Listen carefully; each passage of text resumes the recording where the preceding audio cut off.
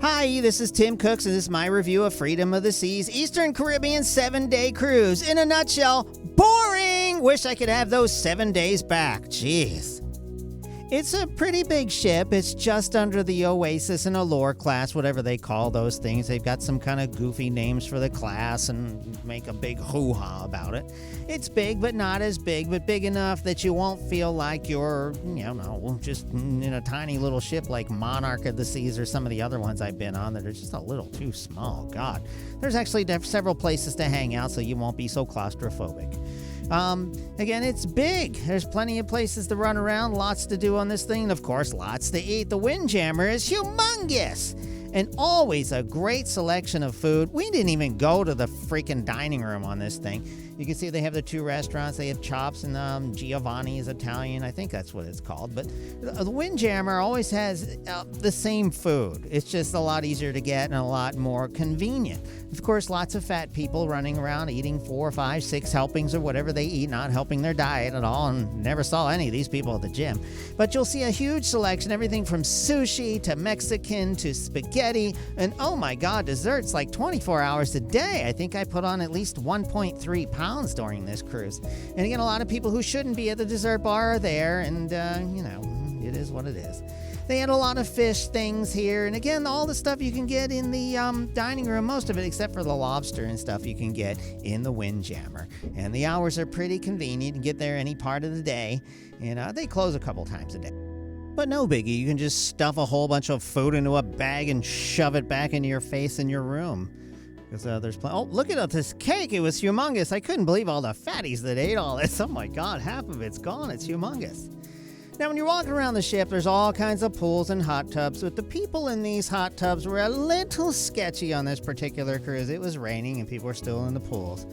But you see, I'm sitting here outside here and watching these people. They're in the hot tub for hours and they never got up to go to the bathroom. They're drinking all these beers and these fruity, punchy drinks and never getting up and going to the bathroom. It reminds me of the kids in the hot tub because they never get out either. So you wonder where all that urine is going. Pretty nasty. Hyperchlorinate, people. But lots of pools, lots of fun, all kinds of contests out here. Again, it rained a couple of days. And then they have this goofy flow rider on the back of the boat where you can pretend surf and do all kinds of crazy tricks. This girl actually turned around and people were going crazy for her, and then she fell on her ass. Well, actually on her front, but on her front ass. And a lot of girls lose their tops, which is kind of comical. Not for them, anyway. Giant rock wall on the back, and then there's a basketball court where they play dodgeball. Who the hell, like adults playing dodgeball, and they were wailing each other.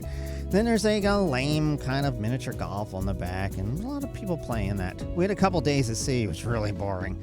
What's really cool is the ice skating rink. That's right, they convert one of the theaters into this little ice rink, and they do a little show, which is... I had to say the entertainment on this particular ship was kind of lame. They were a little too relaxed, as was everybody else. Every day you get a cruise compass in your room, which is kind of like a table of contents on what's going on that day. It shows you the restaurant hours, the specials, and everything that's going on in terms of activities all over the deck, the contests, the trivia, the shows for that particular evening. And it's all in this nice little concise thing with type that's smaller than a microscope. You know what I'm talking about. The theater is really nice. It's big. It's kind of gauche and gaudy, but they actually have some really good shows on some of the boats. This one in particular had a magician. I think his name was Drew Thomas, and I've seen him before 6 or 7 months ago, and he was pretty neat, pretty decent. Did the same show. The rest of it's kind of lame, just illusionist kind of stuff. But he does this trick at the end with this little snowflake, tells this bogus story about some little kid, blah, blah, blah, blah, blah. Turns it into a snowflake, and then he does this hocus pocus and magically makes it snow in the whole theater. It's actually pretty cool.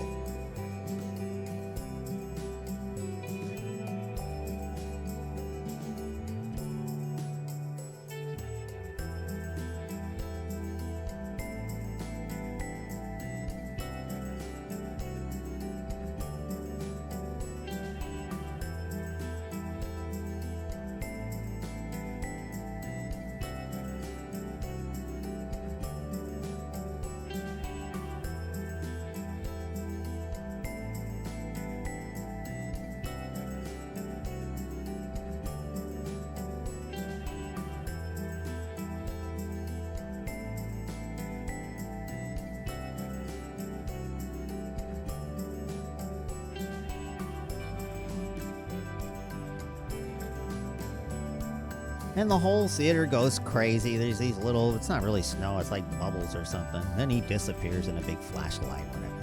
So this is the Promenade. This is where everybody hangs out when it's raining outside. This is where a lot of the restaurants, well, not the restaurants, but the snack places. There's a cafe here that serves Starbucks. You have to pay for it. It's not included.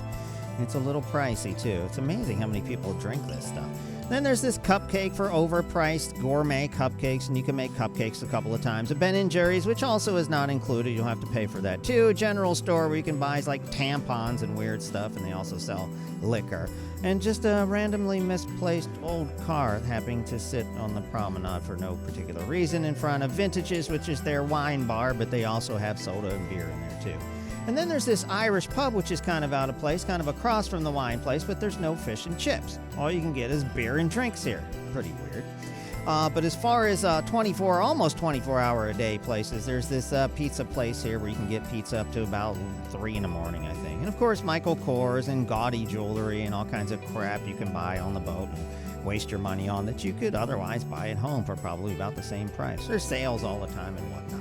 But it's pretty. It's a good place to hang out. There's always people there. It's where they have their goofy little parades with their characters, and that's where it all happens.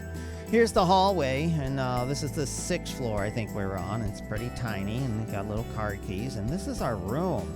We had a balcony room. We thought we'd live it up a little bit, and it's still not as tiny as the inside rooms. You got a little bit of a balcony, so you got a little bit of room to stretch out here. And if you do have adjoining rooms, they'll open up the balcony, and you can have a really big balcony. The people next to us, I think, had 3 of them continuously, and that's actually a pretty good size balcony. But we just had the one here, and it's kind of, tiny. We felt a little claustrophobic, so we didn't spend much time in the room. This is Felicia's brilliant idea to give a little extra space because there's no space to store anything. She got a shoe rack and hang it on back of the bathroom door, which is a brilliant idea. There's not much space. These bathrooms are freaking tiny. Pretty much just enough room to take a squirt and take a shower and get out because there's just no room in this thing. So if you're sharing it with a family, you're going to run into problems having somewhere to change, especially if you've got any girth to you. So this is the room, 6th floor balcony room. They do have suites available, which are overpriced and whatever. This is one of the dining rooms. I believe there's 2 on this ship. And we went for one of the lunch deals, and oh my God, the opulence, the chandeliers, and the table settings. Oh God. We didn't eat in here for dinner because it's just a little too much for us. We had fun at the Windjammer and some of the other. Look at this. It's just a little too formal for my taste. God, and dinner takes forever. Who has that kind of time? Now, this is the line to get off of their first excursion on Coco Cay on the Western Caribbean. It's one of Royal Caribbean's self-owned islands, and it is very pretty.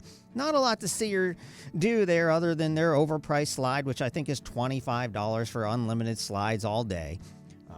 We were in the slow season, so it wasn't that crowded. And there's a guy in Speedos and a son who's following his father's unfortunate example. The water is crystal clear. There's a lot of rocks and crap in the bottom, so you definitely want to wear some water shoes if you have them. You can also rent jet skis and do all kinds of stuff. And it rains certain types of year, but it's just kind of pretty to look at. And then you just hustle back, and there's lines of people trying to get back on the boat. The second excursion was to the St. Thomas in the Virgin Islands. Really disappointed. A bunch of fat, lazy, nasty people and guys you couldn't really understand. Check this out. What the hell is he saying? I was really disappointed in St. Thomas. I really thought it was nasty, it was dirty, it was ugly, it was small. And the bus is, oh my God, it was like a ghetto cruiser. No idea what this guy is saying. And all of us were just kind of looking, he's like, you get this? No. You get this? No. We need subtitles. So we found there's McDonald's and all kinds of crap. This is the American Virgin Island, and ironically, you drive on the left hand of the side of the street, which is weird, because the other Virgin Islands, you drive on the right. It's not even American.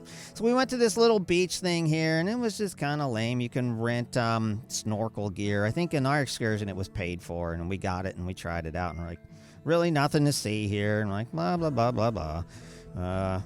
There was no food or anything here either, so we were starving by the time we got back to the boat. They just redone the bathrooms and whatnot. And again, it's off-season, so there's probably food here other times of the year. Who knows? But we're really disappointed. Next time we go to St. Thomas, I'm probably going to stay on the boat. Really disappointed. I was expecting so much more from an American Virgin. You know what I mean? So just some pretty views on the ride back to the bus and blah, blah, blah. There's just some nice photo opportunities, whatever. Same old kind of stuff there. Now, the next day, we got to St. Maarten, which is owned half by the French, half by the Dutch. And we went to a butterfly farm tour, and that's always kind of fun. Real good photographic opportunities here. A British sailor, kind of stopped here. He's on the French side of the island, I believe, and he opened this butterfly farm years ago, and he tells people why butterflies are important, how they pollinate better than bees. And he gives you a whole bunch of tips to start your own butterfly farm, along with a helpful website, which is really cool. Lots of fun. They give you some juice there you can put on your finger, and then the things land on your finger, and you can take some really, really great pictures, especially if you've got some good camera equipment. We just took these with our phone, and my God, they're beautiful! Fabulous! So lots of fun for the family. Not much else to do there. Once we finished up with that, we got back on the bus. This time it was a nice bus, and we could actually understand what the person was saying. Unlike the American Virgin Islands, where we couldn't understand crap.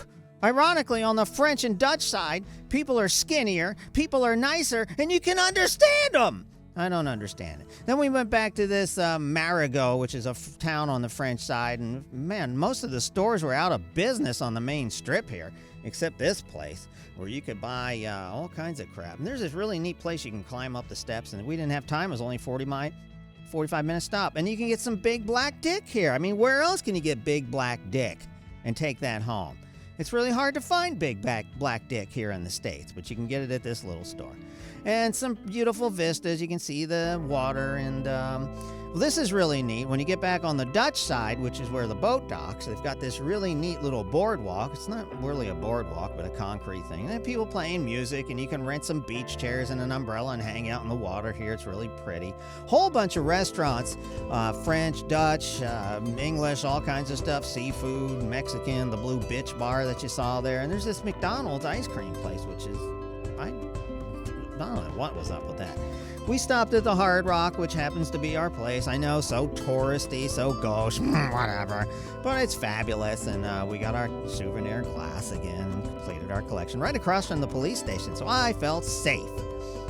And there's all kinds of places you can stop and drink and eat and just hang out with people. It's just fabulous and beautiful, blah, blah, blah. The best part of the trip was the boat ride back. There's a boat ferry. You can take a taxi, you can walk, but we took the ferry. I think it's about $6 or $7 a person. I don't even remember. 5, 6, whatever. Who cares? I didn't pay for it. Felicia did. And that was fun. A nice little ride back. They play loud music. You can buy beer. Then you're stuck on the boat with Captain Stubing for 2 friggin' days. Way too long. And the guys that tend bar and hang out and serve you at the pools never come around. Bunch of late. Look at him standing around. That's all he did. I had to yell at him to bring me a beer. Ended up going to the bar. And then there's photo opportunities, which are way overpriced, including this one that's 30 pictures for $2,600. Not fabulous. Felicia was bored out of her skulls. 2 days on that boat, just a little too long, watching vapor trails, trying to keep ourselves busy. Fortunately, we had internet, and we got Netflix, and Jesus. Then you can book your next cruise on. We're going to book a Western Caribbean, a lot more exciting ports of call where people speak English. A lot more fun and dancing and crazy stuff to see. So next time we're going to do a Western. Eastern, I'm not into it. Tim Cooks, and thanks for watching, and please comment on your experiences below.